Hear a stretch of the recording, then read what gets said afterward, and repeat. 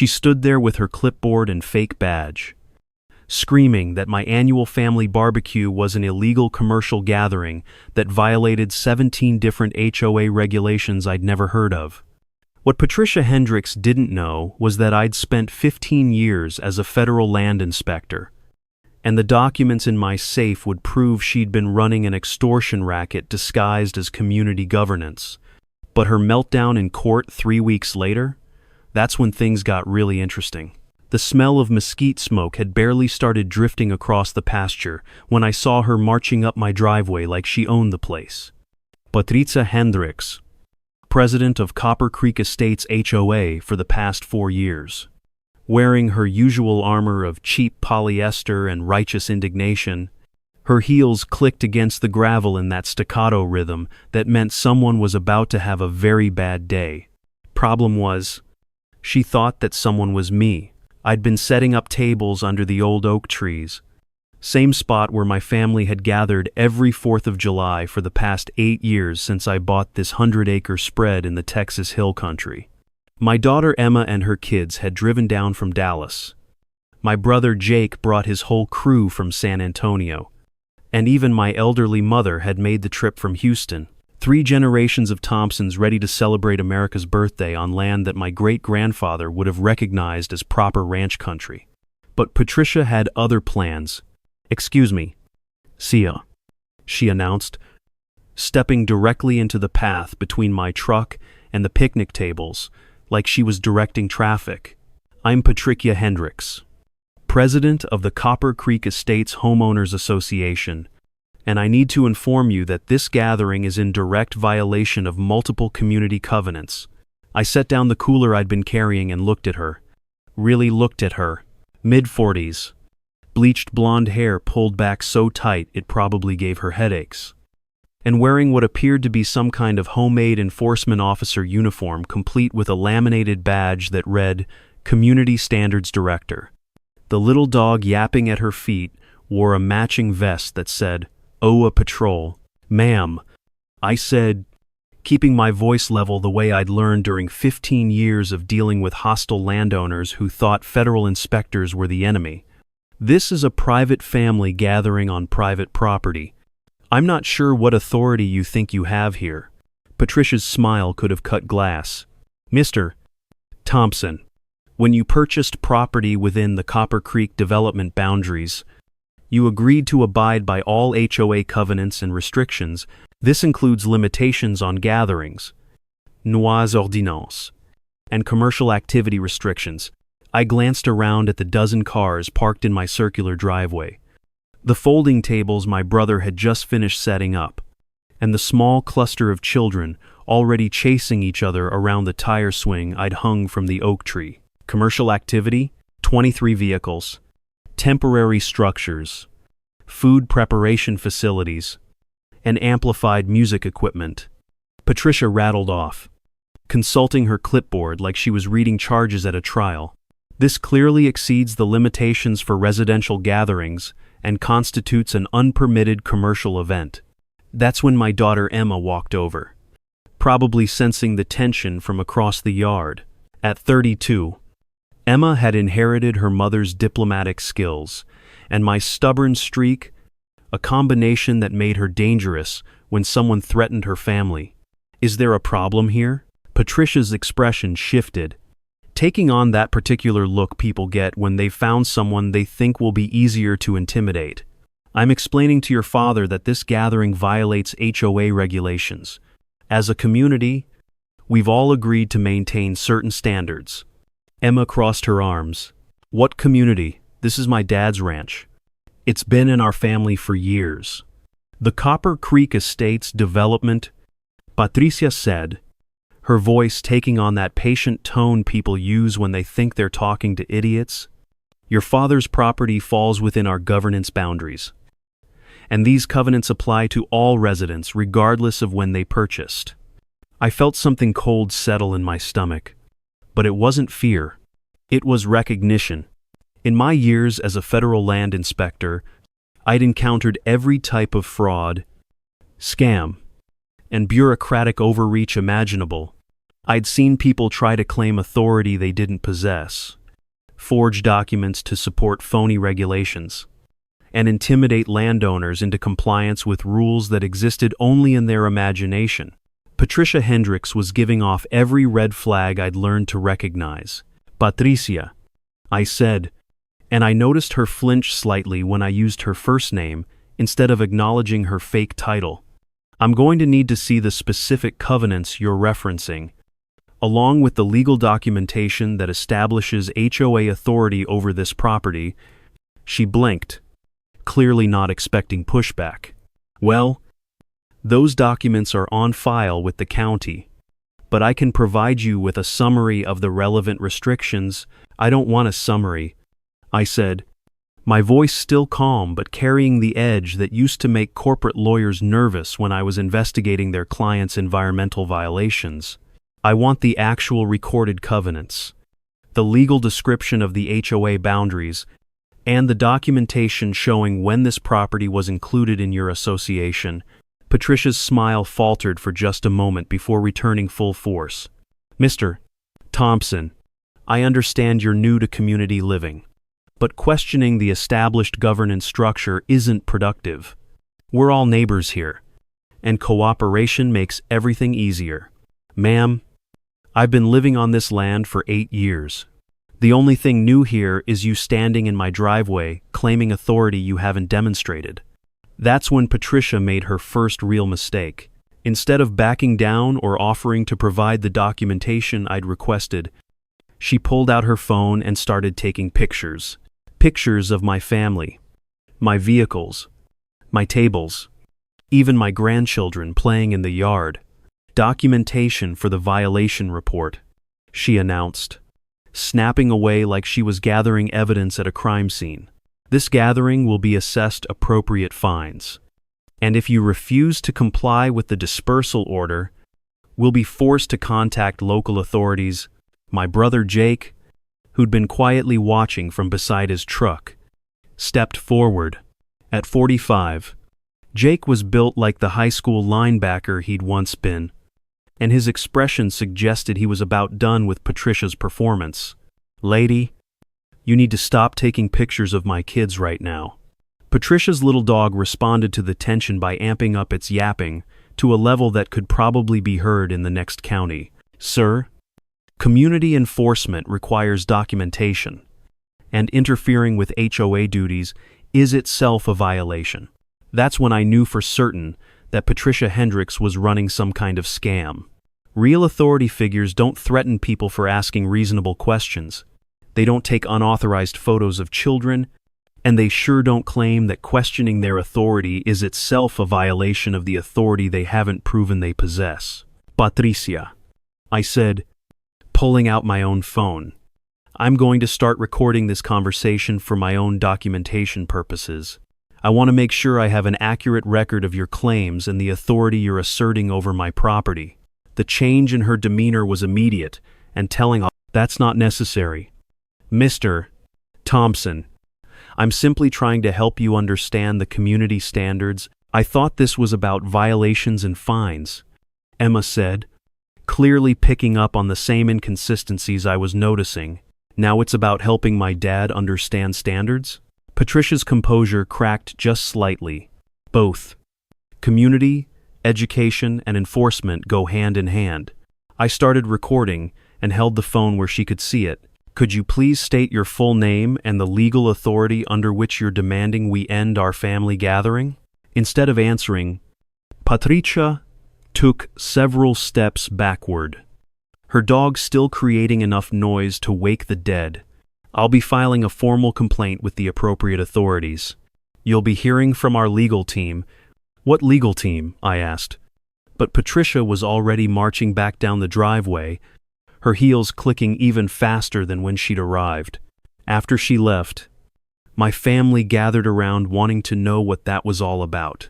I explained what I could, but the truth was, I had more questions than answers. How could there be HOA authority over a property that had existed long before any development? What covenants could possibly apply to land that had never been part of a subdivision?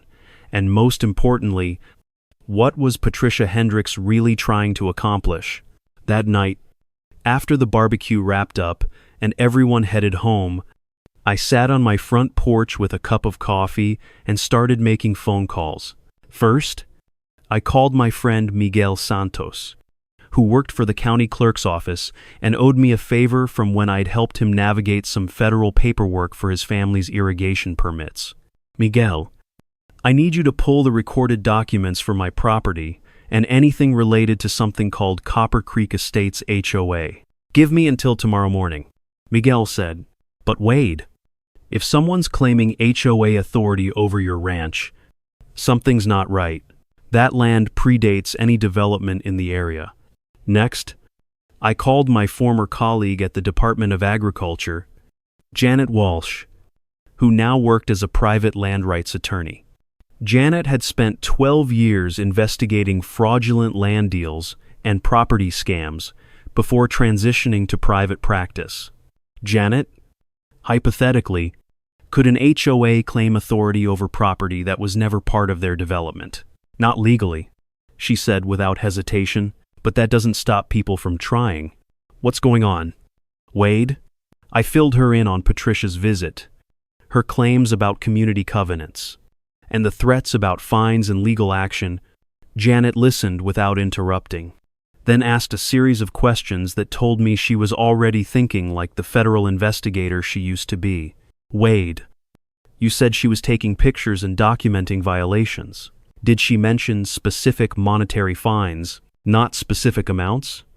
But she definitely implied there would be financial consequences. And she claimed to represent legal authority but couldn't produce documentation when challenged? Exactly.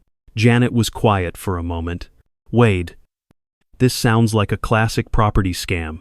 Someone established fake authority, intimidates property owners into paying fabricated fines, and disappears before anyone thinks to verify their claims.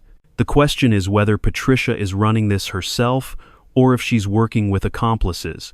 That possibility hadn't occurred to me, but it made sense. Patricia's performance had been too polished, too rehearsed. She'd come prepared with specific talking points, a uniform that looked official enough to fool most people, and threats that sounded legitimate if you didn't know enough to challenge them. What's my best move here? I asked. Document everything. Verify nothing, she claimed. And be ready to prove your property rights are ironclad. If she's running a scam, she's counting on people being too intimidated to fight back. Don't be one of those people. The next morning, Miguel called with news that confirmed my suspicions. Wade, there's no Copper Creek Estates HOA on file with the county, no covenants, no recorded restrictions, no development plat showing HOA boundaries. Your property has a clear title going back to the original land grant, with no encumbrances or association memberships. What about Patricia Hendricks? Any records of her filing anything related to my property? Nothing. But Wade, I did find something interesting. Someone filed a fraudulent lien against your property 3 days ago, claiming unpaid HOA assessments. It's not valid because there's no legal basis for it, but it's on the record until someone challenges it. That's when I knew Patricia was running more than just an intimidation scam. She was trying to create paper trails that could affect my property title, possibly setting up for something bigger than nuisance fines. A fraudulent lien could complicate a property sale, create problems with refinancing, or even serve as the foundation for more serious fraud down the line. Miguel, can you pull the lien paperwork and see who filed it? Already did. It was filed by something called Copper Creek Property Management Services, with Patricia Hendricks listed as the authorized agent. Now we were getting somewhere. Patricia hadn't just claimed to represent an HOA that didn't exist. She'd created a fake management company to give her claims an appearance of legitimacy. This was organized fraud, and it was time to start treating it that way. I called Janet back and filled her in on Miguel's findings. Her response was immediate and professional. Wade, we're not dealing with an overzealous HOA president anymore. This is criminal fraud. And Patricia Hendricks is in serious legal trouble, whether she knows it or not. What's my next move? We file a motion to remove the fraudulent lien.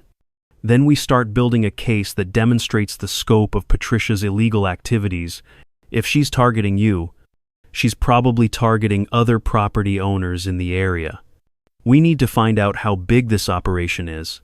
That afternoon, I decided to do some investigating of my own. I drove around the area surrounding my ranch, looking for other properties that might have been targeted by Patricia's fake HOA. What I found was disturbing. 3 miles south of my place, I found a hand-painted sign in front of a small farmhouse that read, HOA violation, pending compliance review. The property belonged to Maria Gonzalez, an elderly widow who raised horses on 20 acres she'd inherited from her late husband. I knocked on her door and introduced myself as a neighbor. Maria's English was limited, but her daughter Rosa, who lived nearby, came over to translate. The story that emerged made my blood boil. Patricia had been harassing Maria for 6 months, claiming her horse pastures violated community standards and demanding she pay $500 per month in non-compliance fees until she brought the property into conformity with HOA requirements. Maria, who'd been born in Mexico and had deep respect for anyone claiming government authority, had been paying the fees rather than risk losing her home. She said they would take the horses away if I didn't pay. Maria explained through Rosa's translation. I couldn't let them take my babies. Rosa, who worked as a paralegal in San Antonio, had started questioning Patricia's authority. Only recently, I tried to research this Copper Creek HOA online, but I couldn't find any official records. That's when I knew something was wrong. I showed Rosa and Maria the documentation Miguel had pulled, proving there was no legitimate HOA and explaining that the liens and violations were fraudulent. Rosa's eyes filled with tears of relief and anger. This woman has stolen $3,000 from my mother over 6 months. Rosa said, "What can we do? We're going to stop her." I said, "And we're going to make sure she returns every penny she's taken." Over the next week, I discovered that Maria wasn't Patricia's only victim. Using property records and door-to-door conversations, I found 7 other property owners who'd been targeted by the fake Copper Creek HOA. The pattern was always the same. Patricia would appear with official-looking documents, claim HOA authority, identify fabricated violations, and demand immediate payment to avoid more serious consequences. Her victims were carefully chosen: elderly property owners, non-English speakers, people who worked multiple jobs and didn't have time to research her claims, and anyone who seemed likely to pay rather than fight. Patricia was running a protection racket disguised as community governance, and she'd been getting away with it because her victims were isolated and afraid. But she'd made a mistake when she targeted me. As a federal land inspector, I'd spent 15 years dealing with people who tried to use fake authority to intimidate legitimate property owners. I knew how to research property rights, verify legal claims, and document fraud. More importantly, I had connections in law enforcement and the legal system who could help me build a case that would end Patricia's operation permanently.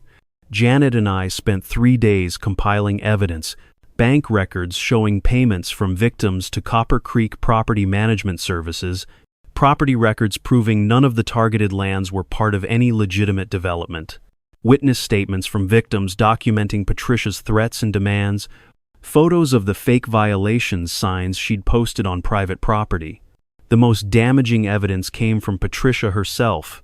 In her eagerness to appear official, she'd filed multiple documents with forged signatures, created fake corporate entities, and even submitted fraudulent reports to county offices claiming authority she didn't possess. Every piece of paper she generated to support her scam was actually evidence of criminal fraud. "Wade," Janet said, as we reviewed the compiled evidence, "Patricia Hendricks has committed mail fraud, Wirefraud, extortion, criminal impersonation, and probably a dozen other felonies. She's looking at serious federal prison time. What about the money she's stolen? Full restitution will be part of any plea agreement. But more importantly, we're going to make sure this never happens to anyone else. The confrontation came sooner than expected.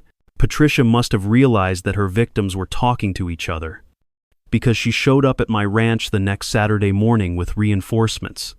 This time, she brought two men in matching polo shirts who introduced themselves as compliance officers from the County Code Enforcement Department. "Mr. Thompson," Patricia announced, standing beside her fake officials like she was backed by the full authority of government. "We're here to conduct a final inspection before proceeding with legal action against this property." I stepped out onto my porch with a coffee cup in one hand and a folder full of documentation in the other. "Patricia, before you say anything else, I want you to know that I've spent the past 2 weeks researching your claims, and I think there are some things you need to understand." The confidence in her expression flickered for just a moment. "Mr. Thompson, the time for discussion has passed.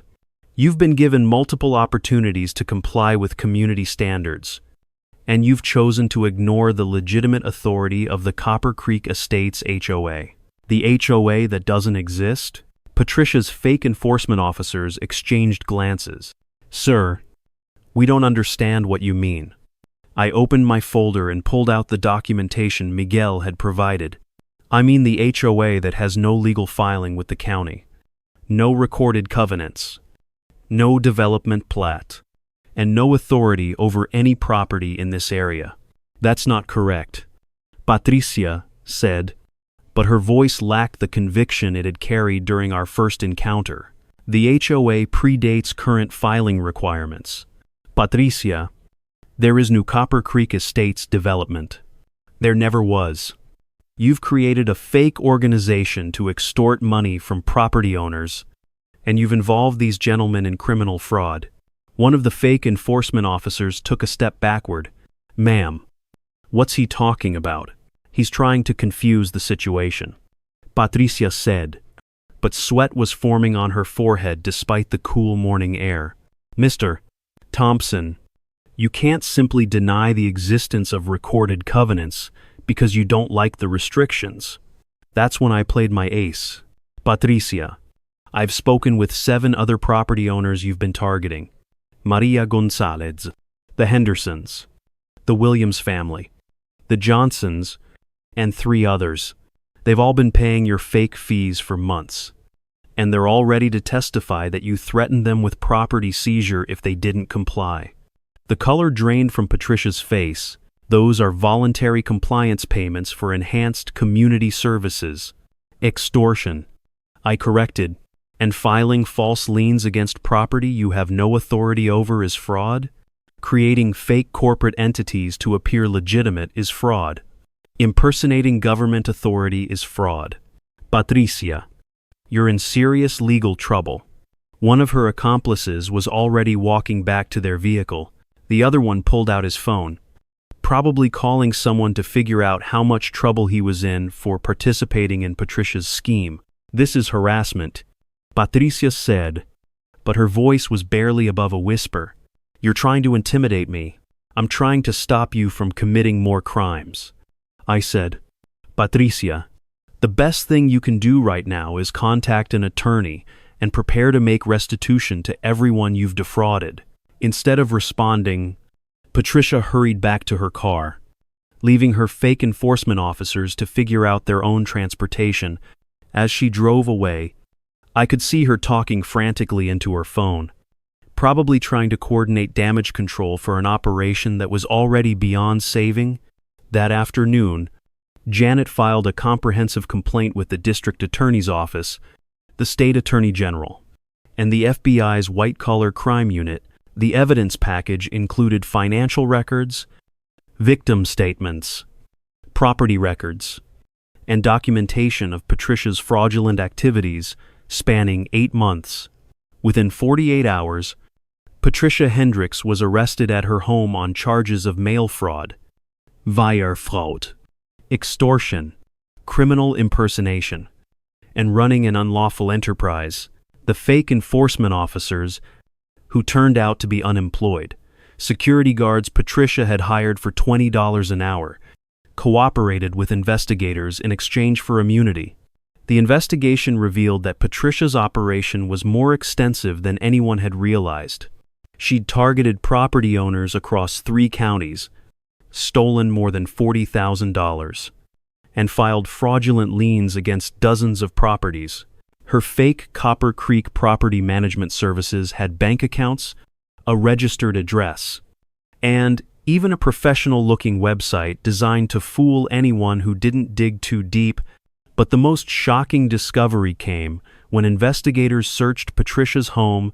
They found detailed files on potential victims, including photos of properties, personal information gathered from public records, and assessment reports, identifying which property owners were most likely to pay rather than fight. Patricia had been studying her targets like a predator, identifying vulnerability and planning her approach to maximize compliance. The court hearing was scheduled for a Thursday morning in November. Patricia had hired an expensive attorney from Austin, probably hoping to plea bargain her way out of serious consequences. But Janet had prepared a presentation that demonstrated the scope and sophistication of Patricia's criminal enterprise, making it clear that this wasn't simple fraud but organized crime. I attended the hearing, along with 5 of Patricia's victims, including Maria Gonzalez and her daughter Rosa. We sat in the front row, a visual reminder to the judge that Patricia's crimes had real consequences for real people. Patricia's attorney tried to minimize the charges, arguing that his client had genuinely believed she had authority to collect fees and enforce property standards. But when the prosecutor presented evidence of Patricia's victim files, her planning documents, and her admission to one of the fake enforcement officers that she was making good money from these suckers, the courtroom fell silent. Judge Harrison, who'd been listening patiently to the defense arguments, finally spoke.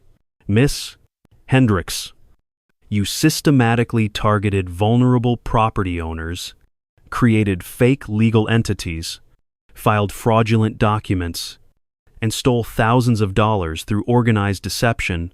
This wasn't a misunderstanding about authority. This was a criminal enterprise designed to exploit people's respect for legitimate governance."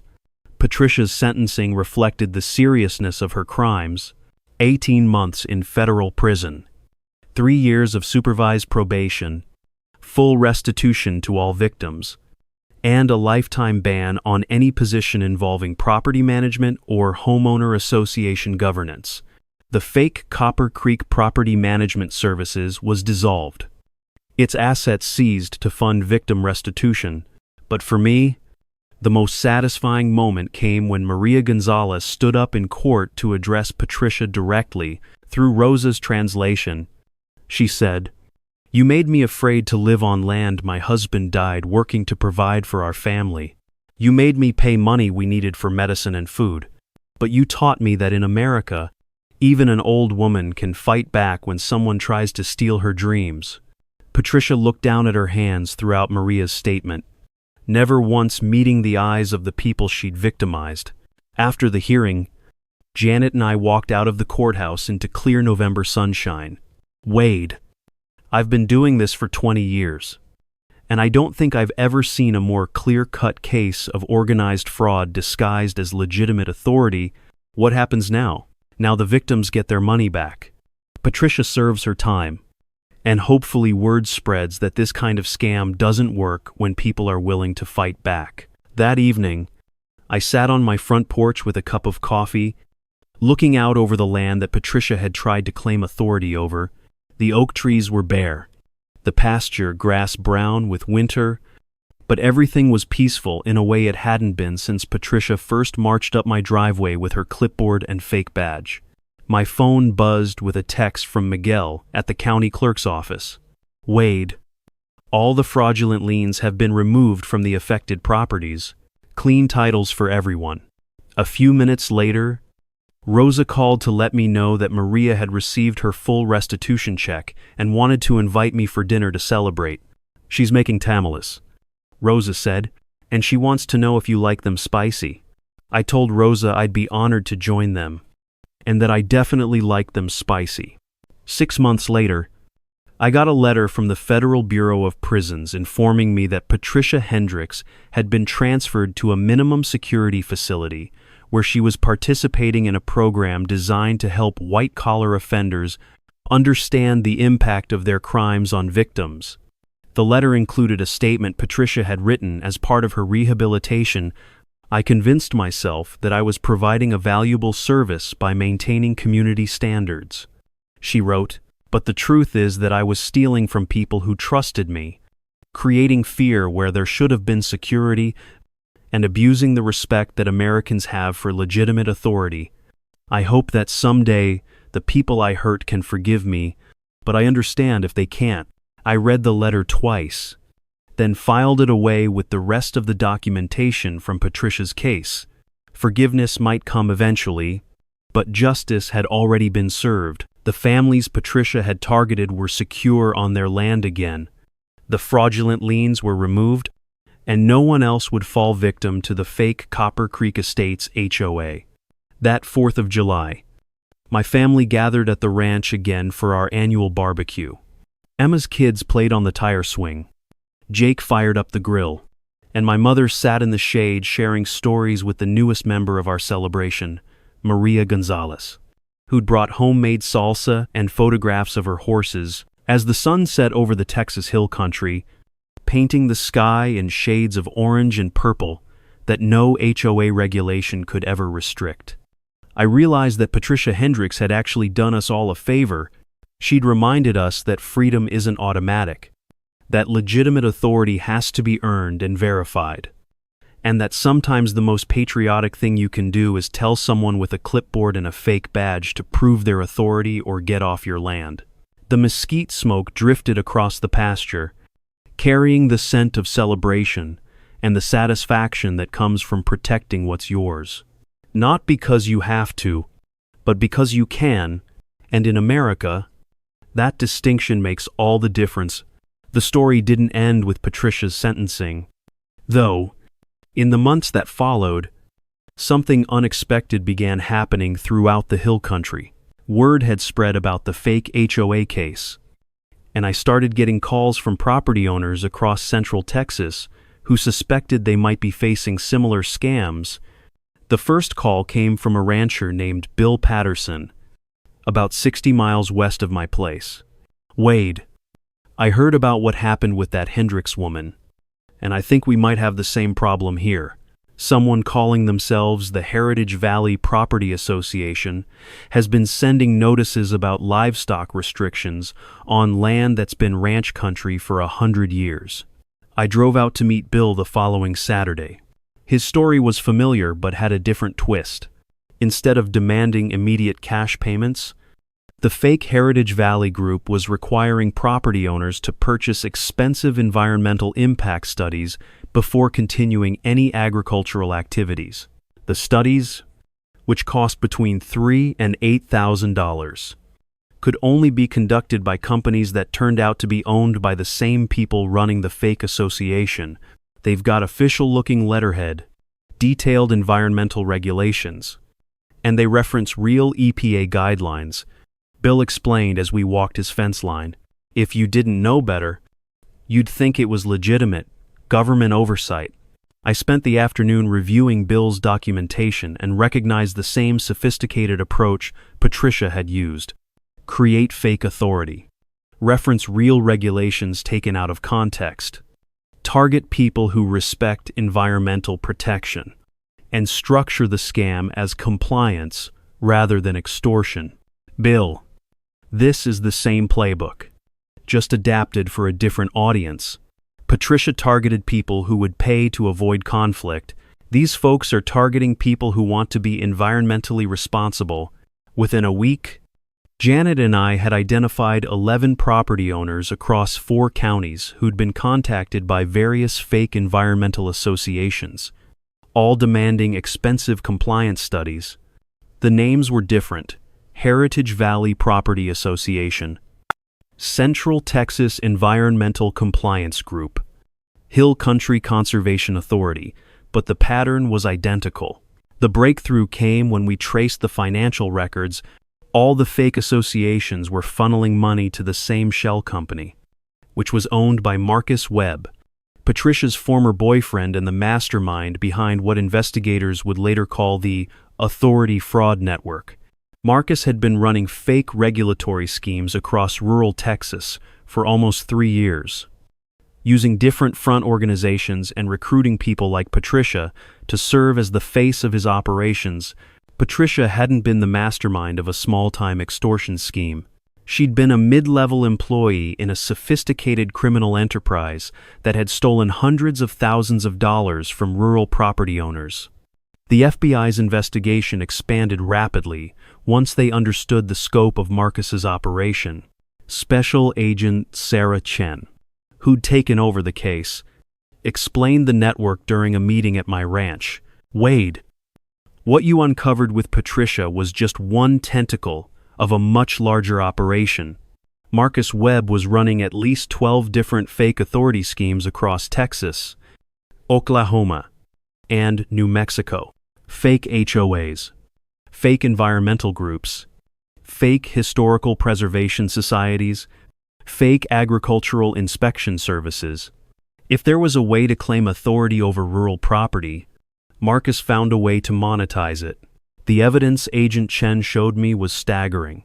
Marcus had sophisticated software for identifying potential victims, templates for creating fake regulatory documents, and even training materials for recruiting local accomplices like Patricia. He'd studied legitimate regulatory processes and created convincing imitations that could fool most people who didn't have specialized knowledge. "How many victims are we talking about?" I asked. "Over 400 confirmed. Probably more we haven't found yet." Marcus was stealing about $50,000 per month at his peak, and he'd been operating for almost 4 years before you exposed Patricia's operation. The investigation led to arrests across multiple states. Marcus Webb was charged with running a criminal enterprise and faced potential decades in federal prison. His network of accomplices, including Patricia, provided testimony in exchange for reduced sentences. The fake organizations were all dissolved, their assets seized for victim restitution. But dismantling Marcus's network was only part of the story. The bigger impact came from the awareness campaign that grew out of our experience. Janet and I started speaking at rural property owner meetings, explaining how to verify authority claims and recognize fraudulent regulatory schemes. The key, I would tell audiences, is that legitimate authority always provides documentation when requested. Real government agencies welcome scrutiny. Real regulations are recorded in public databases. If someone claims authority but won't prove it, that's your first red flag. The Texas Farm Bureau asked us to develop educational materials for their members. The American Property Rights Association featured our case in their national newsletter. County clerks across the region began flagging suspicious lien filings and regulatory claims for additional verification. Maria Gonzalez became an unexpected advocate for property rights awareness in the Hispanic community. Working with Rosa's translation help, she spoke at community meetings about the importance of verifying authority claims and not being intimidated by people with official-looking documents. In Mexico, I learned to fear people with badges and clipboards. Maria would tell audiences, but in America, even an old woman can ask for proof. Even an old woman can say no. That's what makes this country different. The most gratifying development came 18 months after Patricia's arrest. When I received a call from Agent Chen, "Wade, I wanted to let you know that the Marcus Webb case has led to the creation of a new federal task force focused on rural property fraud.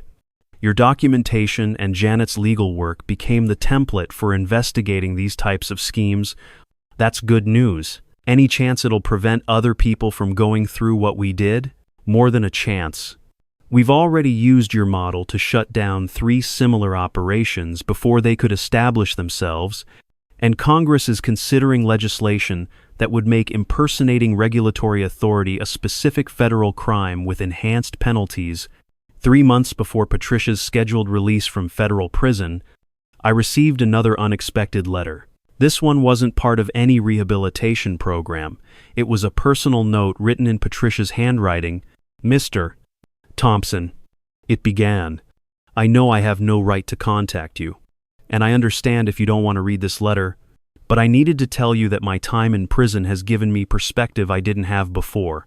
I wasn't just stealing money from you and the others. I was stealing your sense of security in your own homes, your trust in legitimate authority, and your peace of mind. Those things are worth more than any amount of money, and I can never fully repay what I took.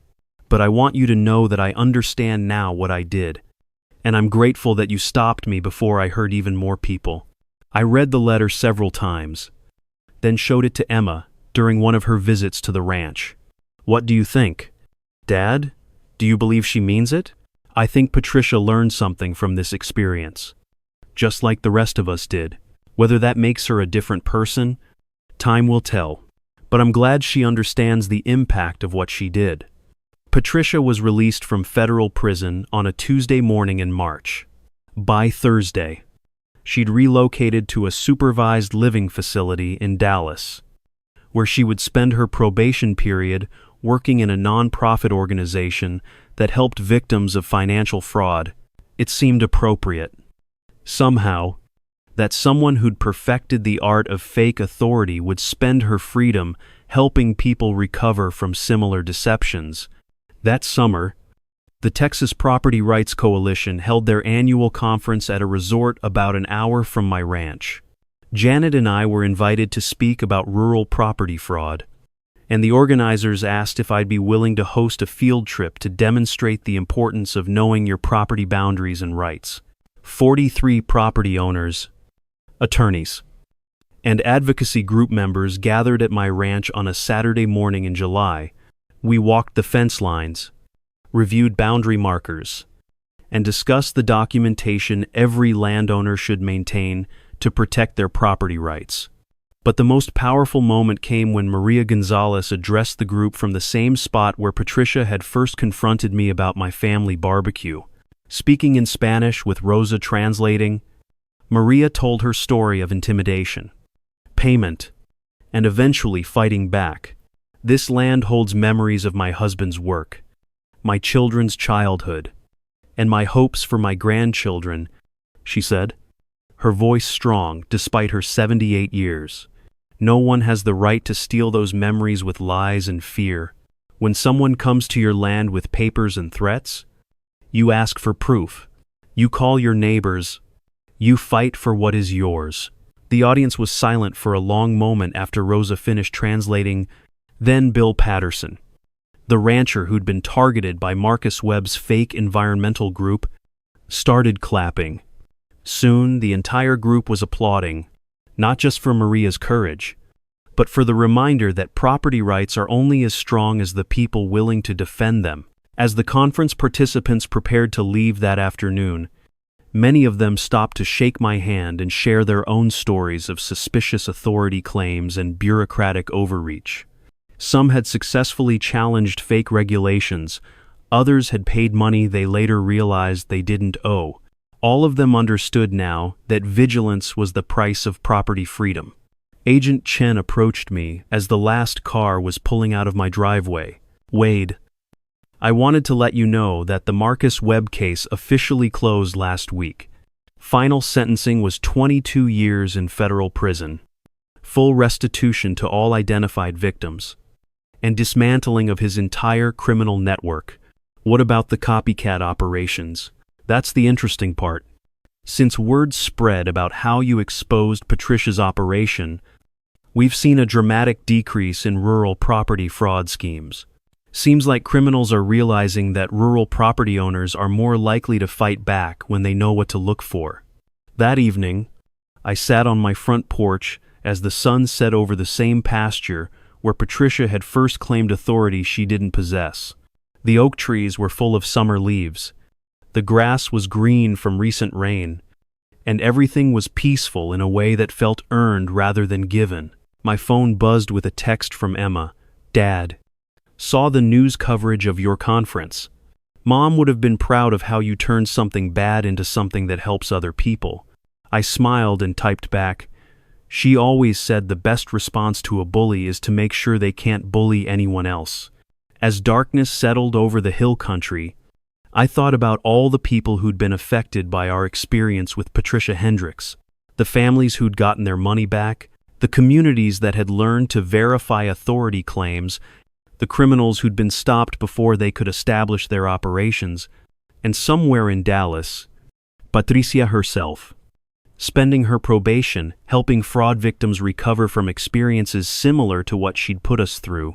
It wasn't the ending any of us would have chosen, but it was the ending we'd earned through the simple act of refusing to be intimidated by fake authority. In a country where real authority derives from the consent of the governed, that refusal to be bullied might be the most patriotic act of all. The mesquite smoke from my neighbor's weekend barbecue drifted across the pasture, carrying the scent of freedom and the satisfaction that comes from knowing your land is truly your own, not because someone with a clipboard says so, but because you've defended it against those who would claim otherwise. And in the Texas Hill Country, where the stars shine bright and the horizon stretches endless, that satisfaction is worth more than all the fake authority in the world. Wade Thompson, một cựu thanh tra liên bang về đất đai, đã mua một trang trại rộng hàng trăm mẫu ở Texas Hill Country và thường tổ chức tiệc BBQ gia đình mỗi dịp quốc khánh. Cuộc sống êm đềm bị khuấy động khi Patricia Hendricks, tự xưng là chủ tịch Copper Creek,